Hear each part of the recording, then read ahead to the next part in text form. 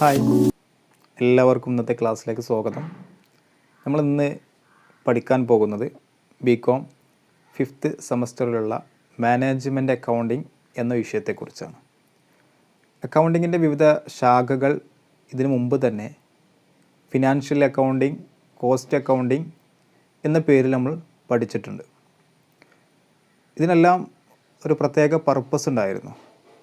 Financial accounting ആണെങ്കിൽ recording of business transaction and preparation of financial statement. അതുപോലെ തന്നെ cost accounting ആണെങ്കിൽ cost ascertainment and control. അതുപോലെ management accounting എന്താണ്, ഒരു സ്ഥാപനത്തിൽ മാനേജ്മെൻറ്റ് അക്കൗണ്ടിങ്ങിൻ്റെ പ്രാധാന്യം തുടങ്ങിയ അടിസ്ഥാനപരമായിട്ട് മാനേജ്മെൻറ്റ് അക്കൗണ്ടിങ്ങിനെ കുറിച്ച് അറിയേണ്ട തിയറി കാര്യങ്ങളാണ് ഇന്നത്തെ ഈ ഒരു ക്ലാസ്സിലൂടെ നമ്മൾ ചർച്ച ചെയ്യാൻ ഉദ്ദേശിക്കുന്നത്. അപ്പോൾ എന്തൊക്കെ കാര്യങ്ങളാണ് പഠിക്കാനുള്ളത് എന്ന് നമുക്ക് നോക്കാം. ഓക്കെ, മീനിങ് ആണ് ആദ്യം പറയുന്നത്.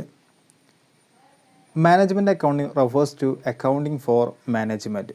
It is the accounting which provides information to management for decision making.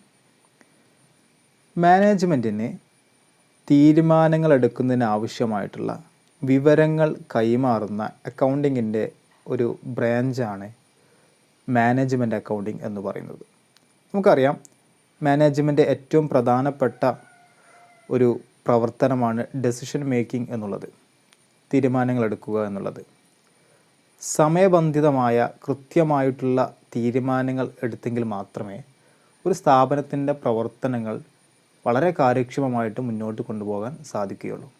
അപ്പോൾ അത്തരത്തിൽ കൃത്യമായിട്ടുള്ള സമയബന്ധിതമായ തീരുമാനങ്ങൾ എടുക്കുന്നതിന് വേണ്ടിയുള്ള ബിസിനസ്സിൻ്റെ പ്രവർത്തനങ്ങളെക്കുറിച്ചും ബിസിനസ്സിൽ നടക്കുന്ന കാര്യങ്ങളെക്കുറിച്ചുമുള്ള വിവരങ്ങൾ കൈമാറുന്ന അക്കൗണ്ടിങ്ങിൻ്റെ ബ്രാഞ്ചാണ് മാനേജ്മെൻറ്റ് അക്കൗണ്ടിങ് എന്ന് പറയുന്നത്. അതുകൊണ്ട് തന്നെ it's an accounting system exclusively designed to help management in discharging its functions, namely planning, controlling, decision making and ensuring optimum utilisation of resources. മാനേജ്മെൻറ്റിൻ്റെ പ്രധാന പ്രവർത്തനങ്ങളായ planning, controlling, decision making, optimum utilisation of resources തുടങ്ങിയ പ്രവർത്തനങ്ങൾ കൃത്യമായിട്ട് നിർവഹിക്കാൻ മാനേജ്മെൻറ്റിനെ സഹായിക്കാൻ വേണ്ടി design ചെയ്തിട്ടുള്ള ഒരു അക്കൗണ്ടിങ് സിസ്റ്റമാണ് മാനേജ്മെൻറ്റ് അക്കൗണ്ടിങ് എന്ന് പറയുന്നത്. അപ്പോൾ ഈ ഒരു മാനേജ്മെൻറ്റ് അക്കൗണ്ടിങ് മാനേജ്മെൻറ്റിൻ്റെ പ്രവർത്തനങ്ങളെ കാര്യക്ഷമമായിട്ട് നടത്താൻ സഹായിക്കുന്നു എന്നുള്ളത് നമുക്കിതിലൂടെ മനസ്സിലാക്കാൻ പറ്റും. ഇനി നമുക്ക് what are the nature or characteristics of management accounting, management അക്കൗണ്ടിങ്ങിൻ്റെ സവിശേഷതകൾ എന്തൊക്കെയെന്നുള്ളത് നോക്കാം. ഒന്നാമത് പറയുന്നു, provide accounting information. Management accounting is based on accounting information. അതുകൊണ്ട് തന്നെ it provides variable useful information to the management.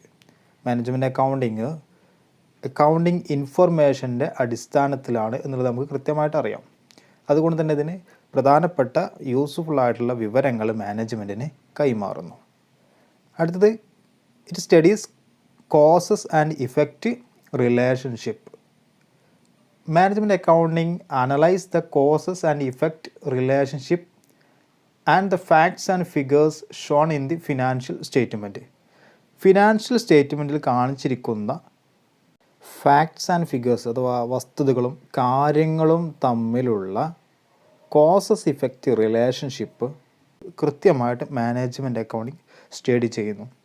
ഇപ്പോൾ ഒരു വർഷം ലോസ് ആണെങ്കിൽ വാട്ട് ഈസ് ദ റീസൺ, എന്തുകൊണ്ടാണ് നഷ്ടമുണ്ടായത്?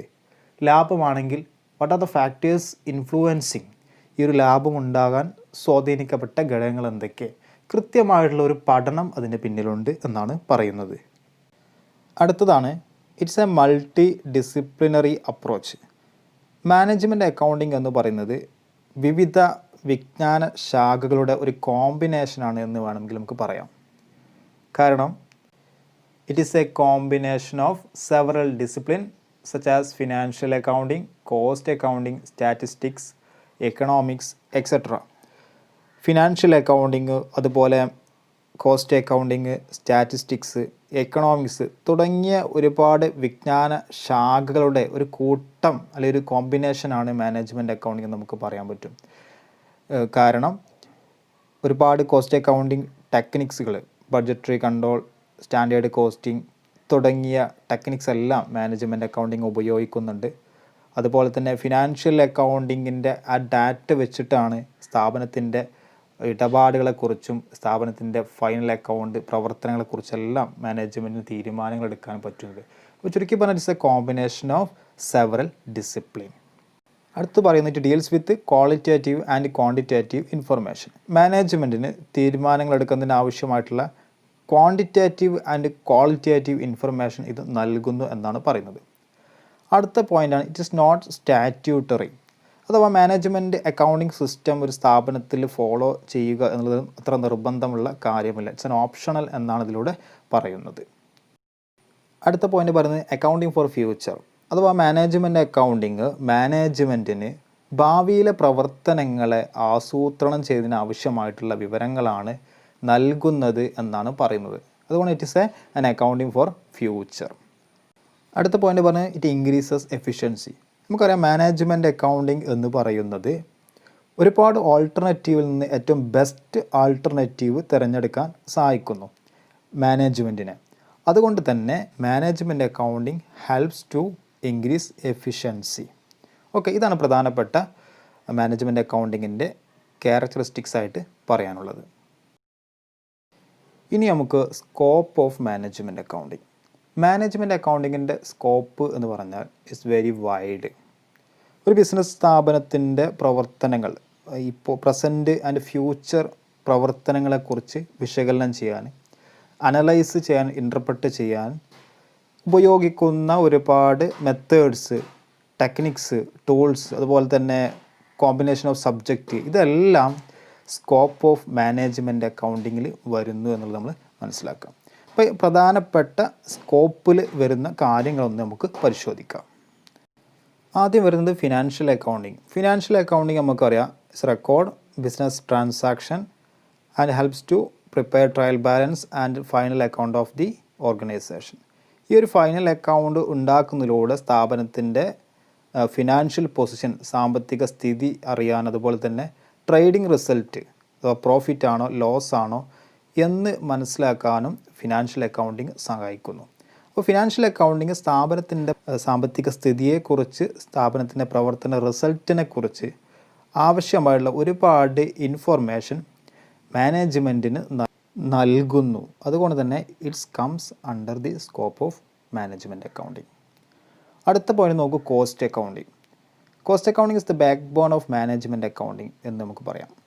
കോസ്റ്റ് അക്കൗണ്ടിങ്ങിൻ്റെ പർപ്പസ് നമുക്കറിയാം, cost ascertainment and cost control. സ്ഥാപനത്തിൻ്റെ പ്രോഡക്റ്റിൻ്റെ കോസ്റ്റ് അസർട്ടൈൻ ചെയ്യുക, ആ ഒരു കോസ്റ്റ് പരമാവധി കുറക്കാൻ വേണ്ടി സഹായിക്കുക എന്നുള്ളതാണ് പ്രധാനപ്പെട്ട കോസ്റ്റ് അക്കൗണ്ടിങ്ങിൻ്റെ എയിം എന്ന് പറയുന്നത്. അതുപോലെ തന്നെ കോസ്റ്റ് അക്കൗണ്ടിങ്ങിൻ്റെ ഒരുപാട് techniques, standard costing, budgetary control, marginal costing തുടങ്ങിയ ടൂൾസ്, ടെക്നിക്സ് മാനേജ്മെൻറ്റ് അക്കൗണ്ടിങ് ഉപയോഗിക്കുന്നുണ്ട്. അപ്പോൾ തീർച്ചയായിട്ടും കോസ്റ്റ് അക്കൗണ്ടിങ്ങും ആ ഒരു കോസ്റ്റ് അക്കൗണ്ടിങ്ങിൻ്റെ ടെക്നിക്സും എല്ലാം മാനേജ്മെൻറ്റ് അക്കൗണ്ടിങ്ങിൻ്റെ സ്കോപ്പിൽ വരുന്ന കാര്യമാണ്. ഇനി വരുന്ന ഒരു പോയിൻ്റാണ് budgeting and forecasting. Budgeting means expressing the plans, policies and goals of the enterprise for definite future period. നമുക്കറിയാം ബഡ്ജറ്റിംഗ് എന്ന് പറഞ്ഞാൽ ഭാവിയിലേക്ക് നമ്മൾ മുൻകൂട്ടി എസ്റ്റിമേറ്റ് ചെയ്യുകയാണല്ലേ. അപ്പോൾ അത്തരത്തിലുള്ള ബഡ്ജറ്റിങ്, അതുപോലെ forecasting is A prediction of what will happen as A result of given set of condition. ഭാവിയിൽ എന്ത് സംഭവിക്കും എന്ന് മുൻകൂട്ടി കാണുന്നതാണെന്ത് ഫോർകാസ്റ്റിംഗ്. ഇത് രണ്ടും നമുക്കറിയാം. മാനേജ്മെൻറ്റിൻ്റെ പ്രധാന പ്രവർത്തനങ്ങൾ തന്നെ നമുക്കറിയാം, ഭാവിയിലേക്കുള്ള പ്രവർത്തനങ്ങളെക്കുറിച്ച് പാസ്റ്റ് ഡാറ്റ ഉപയോഗിച്ചിട്ട് ഭാവിയിലേക്കുള്ള പ്രവർത്തനങ്ങളെക്കുറിച്ച് പ്ലാൻ ചെയ്യുക, അതുപോലെ തന്നെ എക്സ്പെക്റ്റ് ചെയ്യുക അഥവാ ഫോർകാസ്റ്റ് ചെയ്യുക. ഭാവിയിൽ ഇപ്പോൾ നിലവിലുള്ള കണ്ടീഷൻ അനുസരിച്ച് ഭാവിയിൽ എങ്ങനെയൊക്കെ ആയിരിക്കും, അതിനെന്തൊക്കെ മുൻകരുതലുകൾ എടുക്കണം എന്ന് കൃത്യമായിട്ട് പ്രഡിക്റ്റ് ചെയ്യുക എന്നുള്ളതാണ് മാനേജ്മെൻറ്റിൻ്റെ പർപ്പസ്. അതുകൊണ്ട് നമ്മൾ പറഞ്ഞിരുന്നു management accounting is A futuristic എന്ന് നമ്മൾ പറഞ്ഞിരുന്നു. So budgeting and forecasting comes under the scope of management accounting. അടുത്തത് പറയാനുള്ളത് സ്റ്റാറ്റിസ്റ്റിക്കൽ മെത്തേഡ്. നമുക്കറിയാം മാനേജ്മെൻറ്റ് അക്കൗണ്ടൻറ്റ് അതുപോലെ തന്നെ മാനേജ്മെൻറ്റ് അക്കൗണ്ടിങ്ങിൽ ഒരുപാട് സ്റ്റാറ്റിസ്റ്റിക്കൽ ടെക്നിക്സ് ഉപയോഗിക്കുന്നുണ്ട്.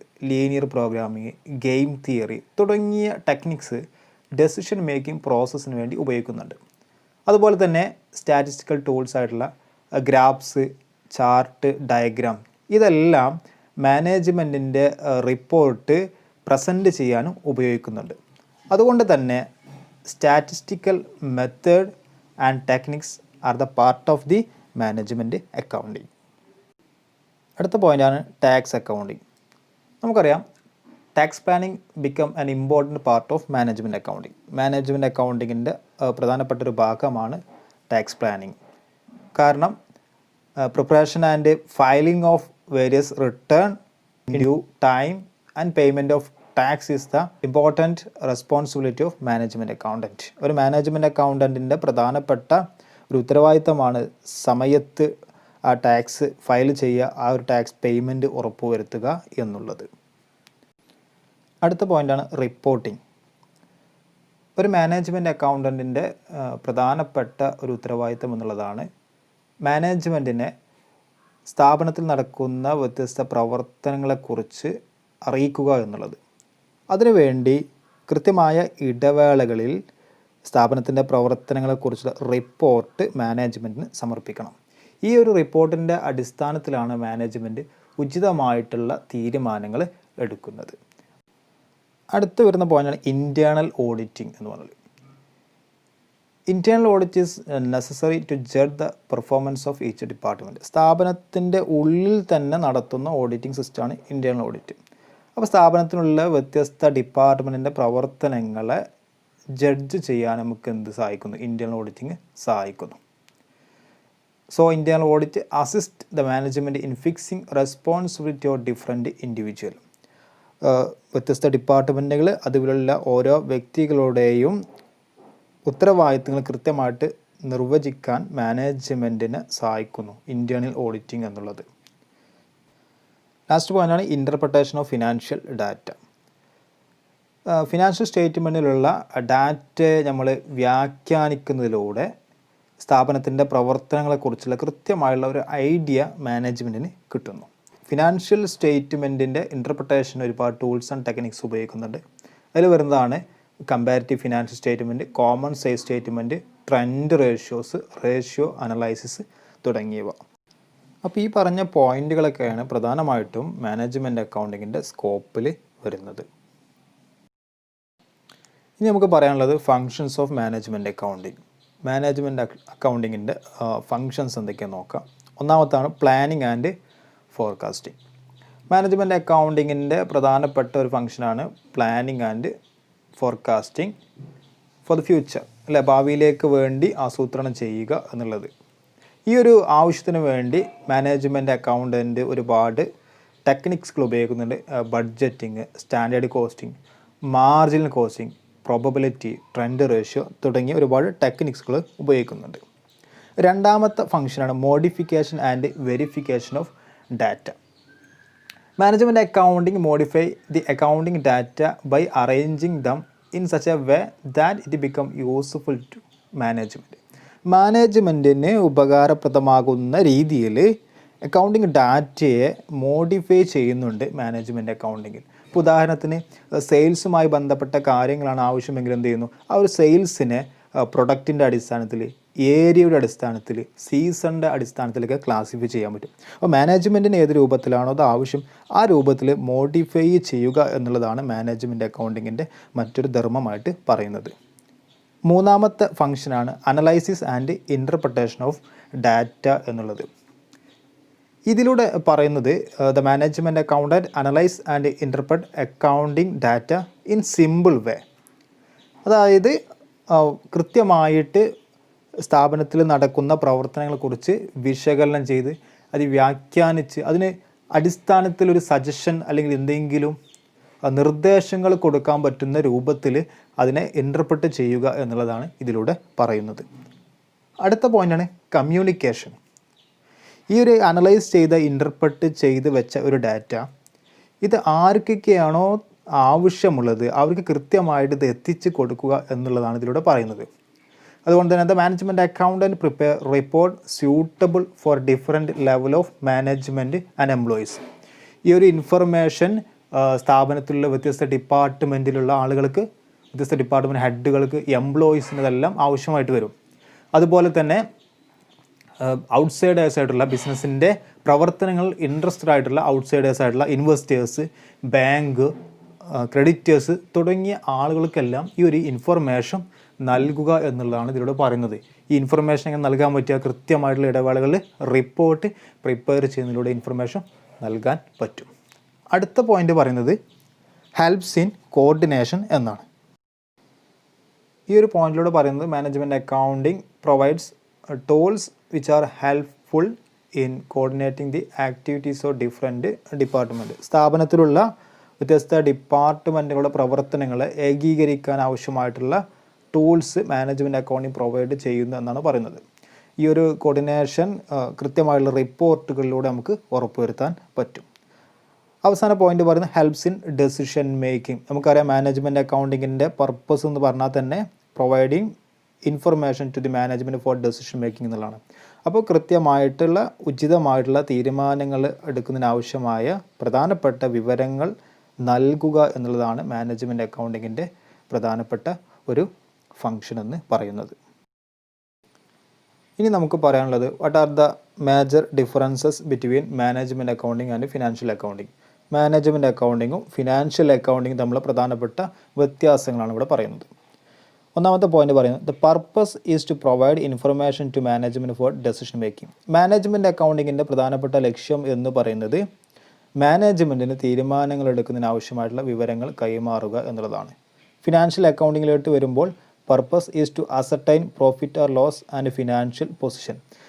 ബിസിനസ് സ്ഥാപനത്തിൻ്റെ പ്രവർത്തന റിസൾട്ട് അഥവാ ലാഭമാണോ നഷ്ടമാണോ എന്ന് തിരിച്ചറിയുക. അതുപോലെ തന്നെ ഫിനാൻഷ്യൽ പൊസിഷൻ, സാമ്പത്തിക സ്ഥിതി മനസ്സിലാക്കുക എന്നുള്ളതാണ് ഫിനാൻഷ്യൽ അക്കൗണ്ടിങ്ങിൻ്റെ പർപ്പസ് എന്ന് പറയുന്നത്. രണ്ടാമത്തെ point it is concerned with future. Management accounting പറഞ്ഞു it's an accounting for future. അതുകൊണ്ട് തന്നെ ഭാവിയുമായി ബന്ധപ്പെട്ട ഒന്നാണ് management accounting. But in financial accounting it records historical data. കഴിഞ്ഞ കാര്യങ്ങൾ ഒരു ഫിനാൻഷ്യൽ ഇയറിൽ സ്ഥാപനത്തിൽ ഏതൊക്കെ തരത്തിലുള്ള ഫിനാൻഷ്യൽ ട്രാൻസാക്ഷൻ നടന്നു ആ ഒരു കാര്യങ്ങളാണ് എന്ത് ചെയ്യുന്നു ഫിനാൻഷ്യൽ അക്കൗണ്ടിങ്ങിൽ രേഖപ്പെടുത്തുന്നത്. അതുകൊണ്ട് തന്നെ ഇറ്റ് റെക്കോർഡ്സ് ഹിസ്റ്റോറിക്കൽ ഡാറ്റ. ഇതിന് അടുത്ത പോയിന്റ് പറഞ്ഞു ഇറ്റ്സ് എൻ ഓപ്ഷണൽ. അഥവാ management accounting it's not compulsory. അത് ഓപ്ഷണലാണ്. വേണമെങ്കിൽ ആ ഒരു അക്കൗണ്ടിങ് സിസ്റ്റം ഫോളോ ചെയ്താൽ മതി. പക്ഷേ financial accounting is compulsory. Company act പ്രകാരം എല്ലാം കമ്പനിയിൽ എന്ത് വേണം? ഫിനാൻഷ്യൽ അക്കൗണ്ടിങ് നിർബന്ധമാണ് എന്നുള്ളതാണ്. ഇനി അടുത്ത പോയിന്റ് പറഞ്ഞു it is used by internal parties. അഥവാ ഈ ഒരു മാനേജ്മെൻറ്റ് അക്കൗണ്ടിങ് ഇൻഫർമേഷൻ ഉപയോഗിക്കുന്ന ആരാ? മാനേജ്മെൻ്റ് ആണ് പ്രധാനമായിട്ട് ഉപയോഗപ്പെടുത്തുന്നത്. ഈ മാനേജ്മെൻറ്റ് എന്ന് പറഞ്ഞാൽ ബിസിനസ് സ്ഥാപനത്തിൻ്റെ ഉള്ളിലുള്ള ഒരു പാർട്ടിയാണ്. So it is used by internal parties. പക്ഷേ ഫിനാൻഷ്യൽ അക്കൗണ്ടിങ്ങിലൂടെ നൽകുന്ന വിവരങ്ങൾ അഥവാ trading result, profit or loss or financial position, ബിസിനസ്സിൻ്റെ സാമ്പത്തിക സ്ഥിതി, ഇതറിയാൻ ബിസിനസ് സ്ഥാപനത്തിന് പുറമേയുള്ള അഥവാ outsiders of business, investors, creditors, suppliers തുടങ്ങിയ എല്ലാ ആളുകൾക്കും അറിയാൻ താല്പര്യമുണ്ടാകും. അതുകൊണ്ട് തന്നെ ഫിനാൻഷ്യൽ അക്കൗണ്ടിങ് നൽകുന്ന വിവരങ്ങൾ പ്രധാനമായിട്ടും ഔട്ട്സൈഡേഴ്സും ഉപയോഗിക്കുന്നുണ്ട് എന്നാണ് ഇതിലൂടെ പറയുന്നത്. അടുത്ത പോയിൻ്റാണ് scope. The scope of management accounting is wide. Financial അക്കൗണ്ടിങ്ങുമായിട്ട് കമ്പയർ ചെയ്യുമ്പോൾ മാനേജ്മെൻറ്റ് അക്കൗണ്ടിങ്ങിൻ്റെ സ്കോപ്പ് എന്ന് പറഞ്ഞാൽ വൈഡാണ്. അതുകൊണ്ട് തന്നെ scope of financial account is limited. Management അക്കൗണ്ടിങ്ങുമായി കമ്പയർ ചെയ്യുന്ന സമയത്ത് ഫിനാൻഷ്യൽ അക്കൗണ്ടിങ്ങിൻ്റെ സ്കോപ്പ് സാധ്യത എന്ന് പറഞ്ഞാൽ ലിമിറ്റഡ് ആണ്. അടുത്ത പോയിന്റ് പറയുന്നു it is not based on rigid principle. Management accounting എന്ന് പറയുന്നത് ഒരു പ്രത്യേക തത്വങ്ങളുടെ അടിസ്ഥാനത്തിലൊന്നല്ല. ഒരു സ്ഥാപനത്തിന് അവരുടെ ആവശ്യാനുസരണം അത് അവർക്ക് ഉപയോഗിക്കാം. But the financial accounting is based on generally accepted accounting principles. Gap എന്ന് ചുരുക്കപ്പേര് നമ്മൾ പഠിച്ചിട്ടുണ്ടല്ലേ. ലോകത്തുള്ള എല്ലാ അക്കൗണ്ടൻറ്റുമാരും ഫോളോ ചെയ്യേണ്ട കുറച്ച് അടിസ്ഥാന തത്വങ്ങളുണ്ട്. ആ ഒരു കൃത്യമായുള്ള പ്രിൻസിപ്പിൾസിൻ്റെ അടിസ്ഥാനത്തിലായിരിക്കണം ഫിനാൻഷ്യൽ അക്കൗണ്ടിങ്ങിലെ ഓരോ കാര്യങ്ങളും ചെയ്യേണ്ടത്. പക്ഷെ അത്തരത്തിലുള്ള ഒരു റിജിഡ് പ്രിൻസിപ്പിൾ മാനേജ്മെൻറ്റ് അക്കൗണ്ടിങ്ങിന് ഇല്ല എന്നാണ് പറയുന്നത്. ഇതാണ് പ്രധാനപ്പെട്ട മാനേജ്മെൻറ്റ് അക്കൗണ്ടിങ്ങും ഫിനാൻഷ്യൽ അക്കൗണ്ടിങ്ങും തമ്മിലുള്ള വ്യത്യാസങ്ങൾ. ഇനി നമുക്ക് പറയാനുള്ളതാണ് മാനേജ്മെൻറ്റ് അക്കൗണ്ടിങ്ങും കോസ്റ്റ് അക്കൗണ്ടിങ്ങും തമ്മിലുള്ള പ്രധാനപ്പെട്ട വ്യത്യാസങ്ങൾ. ഒന്നാമത്തെ പോയിന്റ് പറയുന്നു, the purpose is to ascertain and control cost of product and service. Cost അക്കൗണ്ടിങ്ങിന് പ്രധാനപ്പെട്ട പർപ്പസ് എന്ന് പറഞ്ഞാൽ നമുക്കറിയാം, ആ സ്ഥാപനത്തിൻ്റെ പ്രോഡക്റ്റ് അല്ലെങ്കിൽ അവിടുത്തെ സർവീസ് അതിൻ്റെ കോസ്റ്റ് അസർട്ടൈൻ ചെയ്യുക, അത് കൺട്രോൾ ചെയ്യുക എന്നുള്ളതാണ്. മാനേജ്മെൻറ്റ് അക്കൗണ്ടിങ്ങിൻ്റെ purpose as we know to provide information to the management. അടുത്ത സ്കോപ്പ്. കോസ്റ്റ് അക്കൗണ്ടിങ്ങിൻ്റെ സ്കോപ്പ് മാനേജ്മെൻറ്റ് അക്കൗണ്ടിങ്ങുമായിട്ട് കമ്പയർ ചെയ്യുമ്പോൾ ലിമിറ്റഡ് സ്കോപ്പാണ്. അതുകൊണ്ട് തന്നെ മാനേജ്മെൻറ്റ് അക്കൗണ്ടിങ്ങിൻ്റെ സ്കോപ്പ് എന്ന് പറഞ്ഞാൽ വാസ്റ്റ് സ്കോപ്പാണ്. അടുത്ത പോയിന്റ് പറയുന്നത്, cost accounting use only quantitative information. Quantitative രൂപത്തിലുള്ള ഇൻഫർമേഷൻ, വിവരങ്ങൾ മാത്രമേ കോസ്റ്റ് അക്കൗണ്ടിങ്ങിൽ ഉപയോഗിക്കുന്നുള്ളൂ. But in management accounting both quantitative and qualitative informations are used. അടുത്ത പോയിന്റ് പറഞ്ഞു, it deals with cost. Cost അക്കൗണ്ടിങ്ങിൻ്റെ പ്രധാനപ്പെട്ട പർപ്പസ് നമ്മൾ പറഞ്ഞു, കോസ്റ്റ് അസർട്ടൈൻമെൻറ്റ് ആൻഡ് കൺട്രോൾ. അതുകൊണ്ട് തന്നെ it deals with cost. But in management accounting it deals with both cost and revenue. ചെലവും അതുപോലെ തന്നെ വരുമാനവും, ഇവ രണ്ടുമായി ബന്ധപ്പെട്ട കാര്യങ്ങളും മാനേജ്മെൻറ്റ് അക്കൗണ്ടിങ് കൈകാര്യം ചെയ്യുന്നുണ്ട്. അടുത്ത പോയിന്റ് പറയുന്നു, it is based on both historical and current data. Cost accounting കഴിഞ്ഞ കാലത്തെ ഡാറ്റയും അതുപോലെ തന്നെ നിലവിലുള്ള ഡാറ്റയുടെയും അടിസ്ഥാനത്തിലാണിത് പ്രവർത്തിക്കുന്നത്. But in management accounting concerned with future. നമ്മൾ പറഞ്ഞു management accounting is the accounting for future. അപ്പോൾ മാനേജ്മെൻറ്റ് അക്കൗണ്ടിങ് ഭാവിയിലേക്ക് ആവശ്യമായിട്ടുള്ള അല്ലെങ്കിൽ ഭാവിയിൽ എങ്ങനെ കാര്യങ്ങൾ മുന്നോട്ട് കൊണ്ടുപോകണം അതിനനുസൃതമായിട്ടുള്ള വിവരങ്ങളാണ് മാനേജ്മെൻറ്റ് അക്കൗണ്ടിങ് കളക്ട് ചെയ്യുന്നതും പ്രോസസ്സ് ചെയ്യുന്നതും. ഇതാണ് മാനേജ്മെൻറ്റ് അക്കൗണ്ടിങ്ങും കോസ്റ്റ് അക്കൗണ്ടിങ്ങും തമ്മിലുള്ള പ്രധാനപ്പെട്ട വ്യത്യാസങ്ങൾ. ഇനി നമുക്ക് പറയാനുള്ളത് recent trends in management accounting. Management അക്കൗണ്ടിങ്ങിൽ ഈ അടുത്ത് ആയിട്ട് വന്നിട്ടുള്ള ചില കൺസെപ്റ്റുകൾ എന്തൊക്കെയാണെന്ന് നമുക്ക് മനസ്സിലാക്കാം. ഒന്നാമതാണ് റെസ്പോൺസിബിലിറ്റി അക്കൗണ്ടിങ്, മറ്റൊന്ന് transfer pricing, zero based budgeting അഥവാ ZBB, activity based costing, target costing, life cycle costing, performance budgeting. എന്താണ് റെസ്പോൺസിബിലിറ്റി അക്കൗണ്ടിങ് എന്നുള്ളത് നമുക്ക് നോക്കാം. ഇതിലൂടെ പറയുന്നത്, under this system the entire organisation is divided into various divisions called responsibility centre. ഈ ഒരു system പ്രകാരം സ്ഥാപന മൊത്തത്തിൽ വ്യത്യസ്ത ഡിവിഷനുകളായിട്ട് ഡിവൈഡ് ചെയ്യുന്നു. ഓരോ ഡിവിഷനും പറയുന്ന പേരാണ് റെസ്പോൺസിബിലിറ്റി സെൻറ്റർ. ദെൻ അതിനുശേഷം ഓരോ റെസ്പോൺസിബിലിറ്റി സെൻറ്ററിനും ഓരോരുത്തർക്ക് ചാർജ് നൽകുന്ന അവിടുത്തെ പ്രവർത്തനങ്ങളെല്ലാം വിലയിരുത്തുന്നതിന് വേണ്ടി. അതിനുശേഷം ഓരോ റെസ്പോൺസിബിലിറ്റി സെൻറ്ററിലെയും പ്രവർത്തനങ്ങൾ കൃത്യമായിട്ട് വിലയിരുത്തുന്നു. ആ സ്ഥാപനത്തിൽ അവർക്ക് അസൈൻ ചെയ്തിട്ടുള്ള കാര്യങ്ങൾ കൃത്യമായിട്ട് നടക്കുന്നുണ്ടോ എന്നുള്ളത് വിലയിരുത്തുന്നു. സോ ഇത് ഉപയോഗിക്കുന്നത് the system is used by management for control of operations. ബിസിനസ്സിൻ്റെ വ്യത്യസ്ത പ്രവർത്തനങ്ങൾ കൃത്യമായിട്ട് നിയന്ത്രിക്കുന്നതിന് വേണ്ടി ഉദ്ദേശിച്ച പോലെയാണോ പ്രവർത്തനം നടക്കുന്നത് എന്ന് ഉറപ്പുവരുത്താൻ വേണ്ടിയാണ് ഈ ഒരു സിസ്റ്റം ഉപയോഗിക്കുന്നത്. രണ്ടാമത്തതാണ് transfer pricing. This pricing system followed by an organization when goods or services of one division of the organization are sold to another division of the same organization. ഈ ഒരു ട്രാൻസ്ഫർ പ്രൈസിങ് എന്ന ഒരു pricing system follow ചെയ്യുന്നത് ഒരു സ്ഥാപനത്തിൽ തന്നെ ഒരു ഡിവിഷനിൽ നിന്ന് മറ്റൊരു ഡിവിഷനിലേക്ക് എന്തെങ്കിലും ഗുഡ്സ് ഓർ സർവീസ് വിൽപ്പന നടത്തുമ്പോഴാണ് ഈ ഒരു ട്രാൻസ്ഫർ പ്രൈസിങ് മെത്തേഡ് ഉപയോഗിക്കുന്നത്. പ്രധാനമായിട്ടും ഈ ഒരു ട്രാൻസ്ഫർ പ്രൈസിങ് മൂന്ന് രീതിയിൽ നമുക്ക് ഈ മൂന്ന് രീതിയുടെ അടിസ്ഥാനത്തിൽ ചെയ്യാം.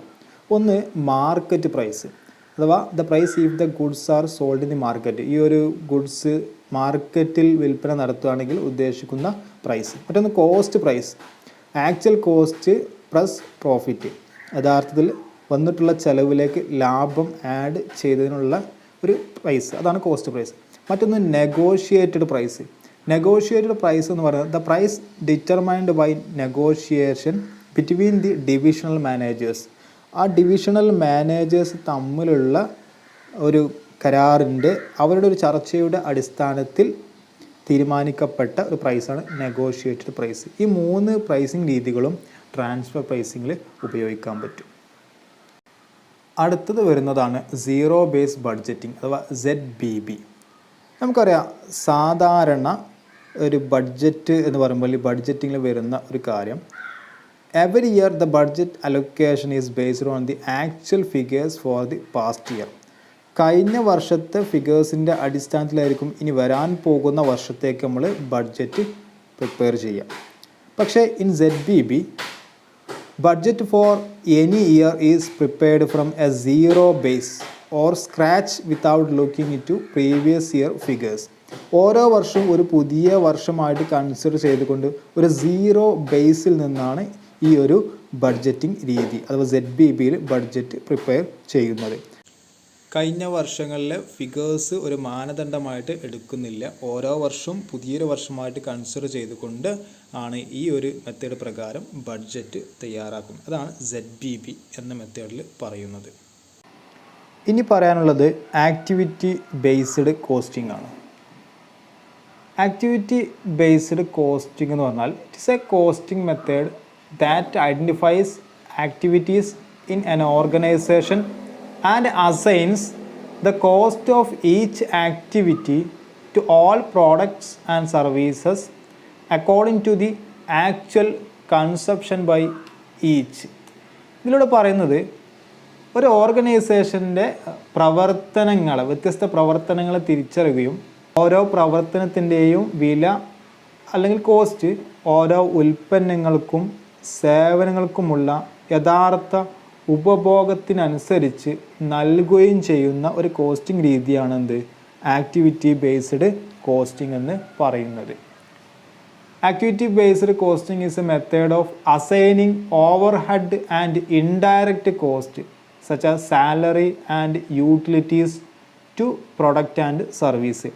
ട്രഡീഷണൽ കോസ്റ്റിങ്ങുമായി ബന്ധപ്പെടുത്തി സംസാരിക്കുമ്പോൾ ആക്ടിവിറ്റി ബേസ്ഡ് കോസ്റ്റിങ്ങിൽ മോർ ഇൻഡയറക്റ്റ് കോസ്റ്റ് അല്ലെങ്കിൽ ഓവർ ഹെഡിനാണ് പ്രാധാന്യം നൽകുന്നത് എന്ന് നമുക്ക് മനസ്സിലാക്കാൻ പറ്റും.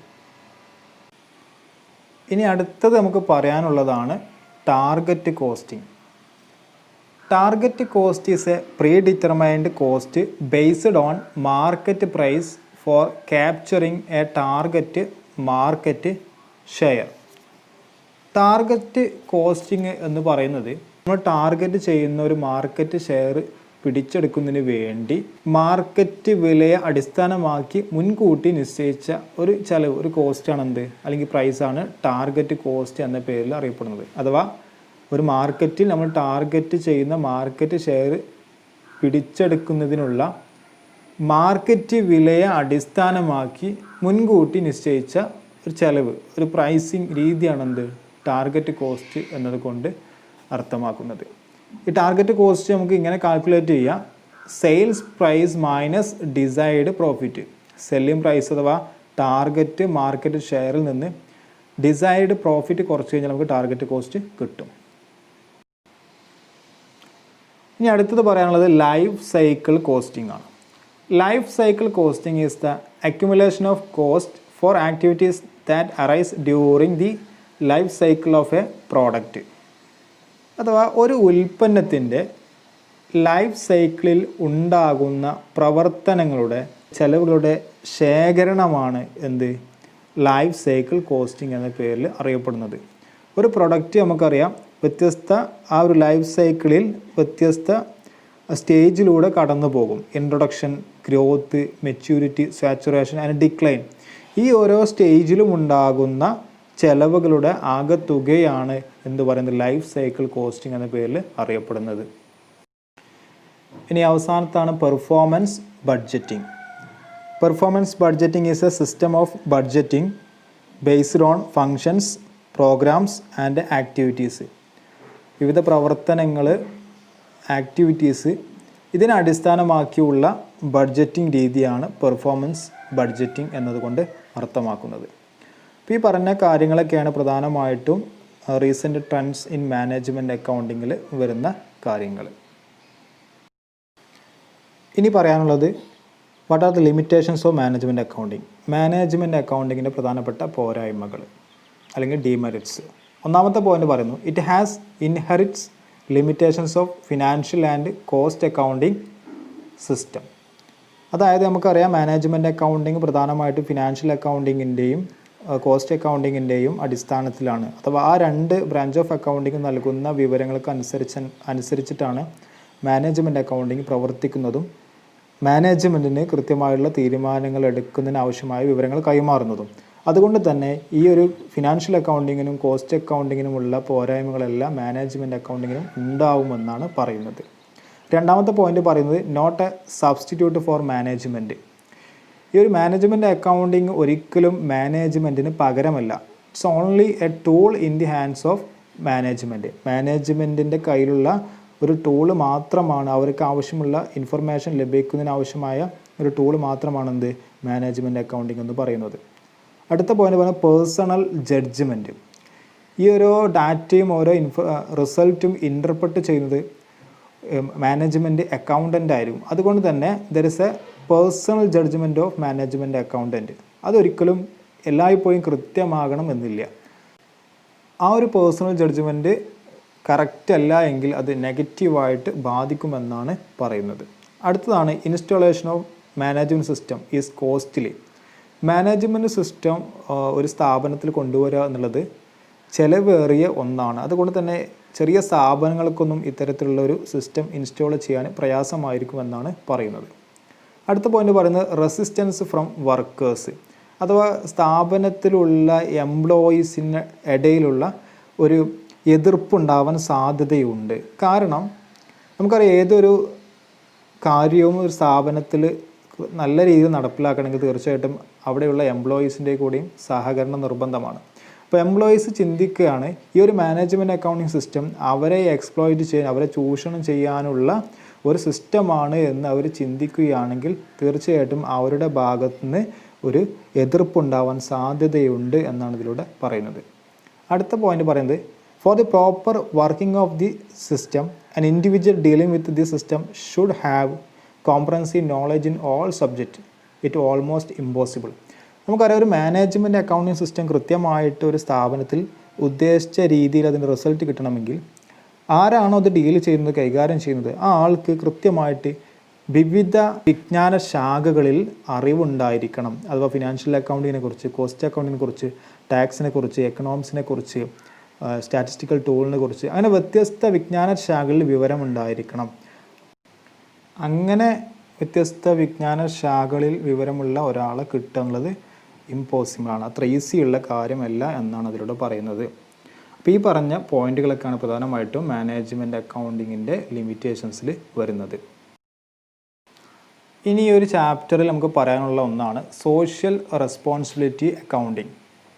Social responsibility accounting is the process of identifying, measuring and communicating the social effects of the business decision to permit informed judgment and decisions by the users of information. അഥവാ ബിസിനസ്സിൻ്റെ തീരുമാനങ്ങളുടെ സാമൂഹിക സ്വാധീനം അളക്കുന്നതിനും ആശയവിനിമയം നടത്തുന്നതിനുമുള്ള ഒരു പ്രക്രിയയാണ് സോഷ്യൽ റെസ്പോൺസിബിലിറ്റി അക്കൗണ്ടിങ് എന്നതുകൊണ്ട് അർത്ഥമാക്കുന്നത്. Environmental accounting is A part of social responsibility accounting. ഈ ഒരു സോഷ്യൽ റെസ്പോൺസിബിലിറ്റി അക്കൗണ്ടിങ്ങിൻ്റെ ഭാഗമാണ് എൻവിറോൺമെൻറ്റൽ അക്കൗണ്ടിങ് എന്ന് പറയുന്നത്. നമുക്കറിയാം ഒരു ബിസിനസ് സ്ഥാപനത്തിന് സൊസൈറ്റിയോട് ഉത്തരവാദിത്തങ്ങളുണ്ട്.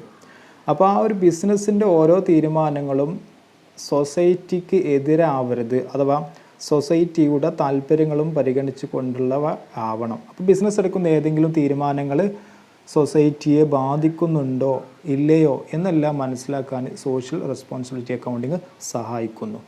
ഓക്കെ, അപ്പോൾ ഇതാണ് പ്രധാനമായിട്ടും ഒന്നാമത്തെ ചാപ്റ്ററിൽ നമുക്ക് ഡിസ്കസ് ചെയ്യാനുള്ളത്. അപ്പോൾ പ്രധാനപ്പെട്ട മാനേജ്മെൻറ്റ് അക്കൗണ്ടിങ്ങുമായി ബന്ധപ്പെട്ട തിയറി കാര്യങ്ങളാണ് ഈ ഒരു ചാപ്റ്ററിൽ പറഞ്ഞിട്ടുള്ളത്. അപ്പോൾ അടുത്ത ക്ലാസ്സിൽ നമുക്ക് വീണ്ടും കണ്ടുമുട്ടാം. അപ്പോൾ എല്ലാവർക്കും നല്ലത് വരട്ടെ എന്ന് ആശംസിക്കുന്നു. Thank you.